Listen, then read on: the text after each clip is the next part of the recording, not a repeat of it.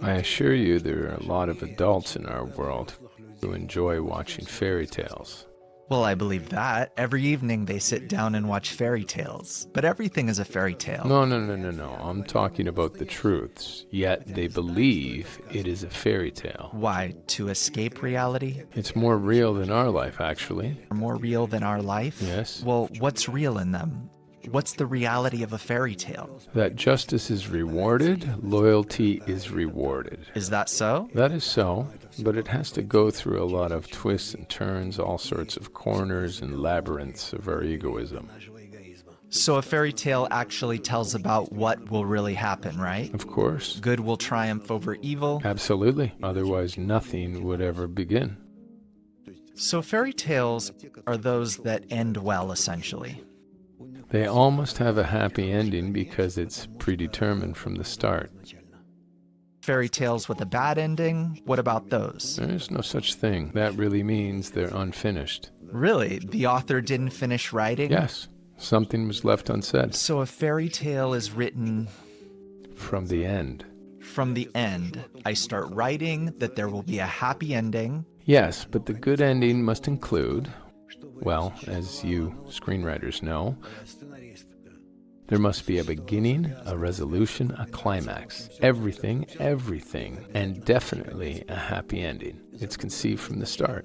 My conclusion is this. A fairy tale should start with an introduction, then there should follow some kind of illustrative process. Educational, right? Educational, accusatory, and so on.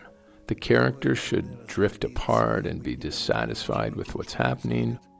One wanted to kill but can't, another wanted to run away but can't.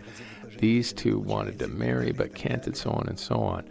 They can't figure out in all this tangle who is writing this fairy tale. The creator.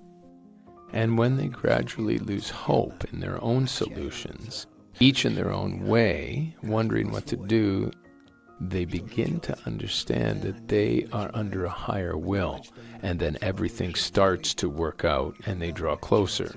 And it turns out that this higher will, this upper force, is what leads them to the right solution.